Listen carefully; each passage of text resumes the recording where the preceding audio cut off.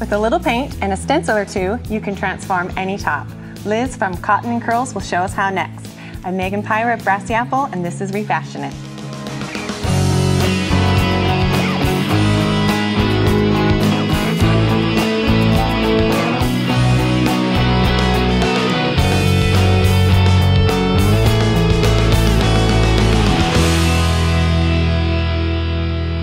Liz is our special guest today, and she is the creator of Refashion Nation and very talented with the sewing machine. Welcome to the show. Hi, I'm so excited for this project to show people. Well, we are too. Now, she has a special talent for being able to find something secondhand or already in her closet and tweaking it to fit her body type and her style. She has a great no-sew project for us today. So why don't you go ahead and tell us what are the supplies we need for this? Okay. It's really simple. You'll just need some stencils, which you can just pick up at any craft store. I really love these Martha Stewart ones because they have cute little patterns and designs, especially these cute little anchor themed ones, which is really in right now. You'll need some paper that you can, paper or like cardboard that you can stick in between the shirt so then you don't get paint on the other side. You'll need, of course, some paint. I also like Martha Stewart because it can cover glass, metal, wood, or fabric. So you can stencil more than just your fabric. She has a great variations of colors. Oh my goodness, she has the best colors ever. Then you'll need some sponge brushes. I actually prefer like these little tiny ones that have the round ends, but these are really, really cheap and they're around everywhere. So you can usually use these. They're just not as effective. Okay. And my mom, she's the one that taught me how to do all this. She's really old school. She'd actually just buy a big like foam mat that you'd stick into like, you know, chair cushions and stuff. And she just cuts a ton off at a time. And it lasts her like years. For the stenciling? Yeah, for the stenciling. So it's just like a foam, you know, piece of chunk. And then you'll need, this is optional. If you want to make your own stamps, you'll need an X-Acto knife and probably like, you know, some sort of image to print off, as well as you can buy these plain plastic sheets. And if you're really, really cheap, like me, as anyone is. Or frugal. Or frugal, yes, that's more what I am. You could just steal some cardboard from your cereal box. Which you might already have on hand, especially when you want to like do the project right now. Or even like this paper again, like just a really thick cardboard. For example, if you really want to be frugal or really, you know, creative, you can even just use a CD for like some polka dot stencils.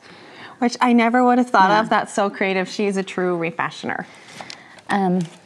So when you're making your own stencils, all you need is like a simple image. You can just print it off from the computer. You can use like a face from a photo, whatever you need. And for example, like I seriously just realized today, because I want a little tiny anchor stencil that's only like an inch tall. I've been looking everywhere, online, everywhere, can't find it.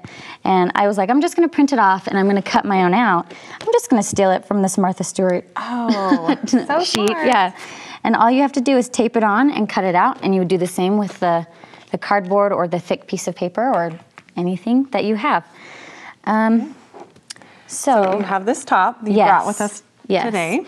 So I just stenciled this, like this actually only took maybe an hour and a half, all this stenciling, because literally it's that fast, and that's why I love it. You can literally take a plain shirt and add the cutest little patterns to it, like little anchors, little, you know, obviously boats, little, you know, birds, whatever, because that's actually really in right now, and you can even do polka dots.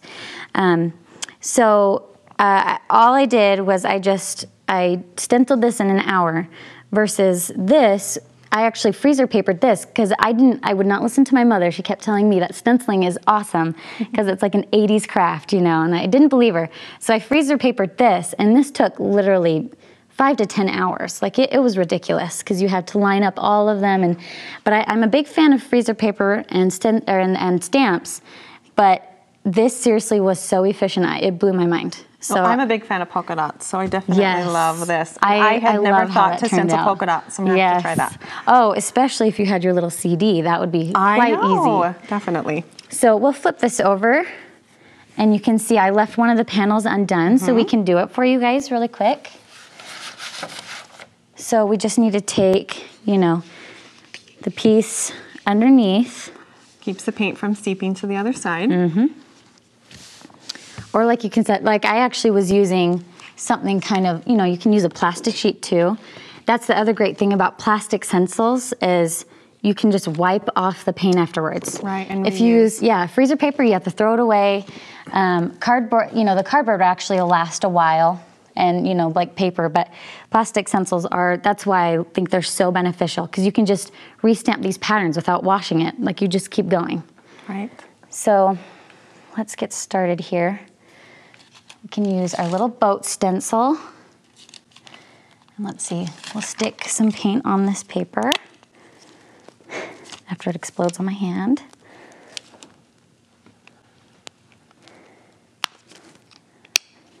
Now, do you like to tape your stencils in place, or you just hold and go for it? That's a good question.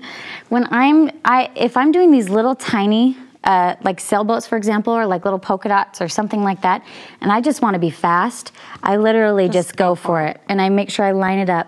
That's the other advice I've got too, is if you're a perfectionist, which is actually me very much, I usually mark out like lines. Oh, okay. Or like maybe X's as to where I want the center of the image of each little pattern. Or if you want to be really fast like this, I didn't do that at all. I just was really fast and they turned out really pretty even. Oh, they did. Yeah. Looks great. But if you're doing like one big image, you know, like one of these robots, for example, if you're doing like one big image, you'd probably want to tape it down for sure. And just be a little more careful with it. The smaller ones are a little harder to mess up. So let's just stick a sailboat on here. So you just dab some paint and try not to make it too thick. You actually want it pretty thin. Kind of like a dry, Okay. And you just go for it, like this. And you just pound like this. When I'm really in a hurry, which my mom advises not to do, I actually will kind of slide it on a little bit beforehand to get all the thick paint off. And you just take it off and it's done. And it looks great. Yeah, nice, and that's crisp, clean edges. Yeah, and that's nice and quick. I mean, if I really put more time into it, it would be nice. It would be a little bit cleaner than that. I can show you that too. And it's okay if this is still wet to overlay. Oh yeah, okay? that's why I love it. Look how great. quick I'll be, you know. So this one we'll do a little bit thicker so you can see it. But you just don't want to make it too thick, because then that's what causes it to go outside of the boundaries.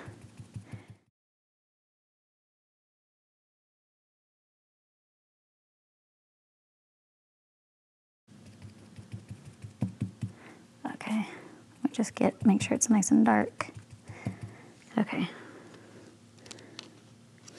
So that one's a little bit darker. So you can do kind of like a vintage, you know, this is more like vintage or antique-y feel, or you can make it nice and like crisp and bright. Crisp and bright, exactly. If you've enjoyed Liz's project today, go ahead and hop over to her blog, Cotton and Curls, for more photos on this project, or you can check the show notes for the direct link. I hope she's inspired you to run out, grab some stencil and paint, and get refashioning. We'll see you next time.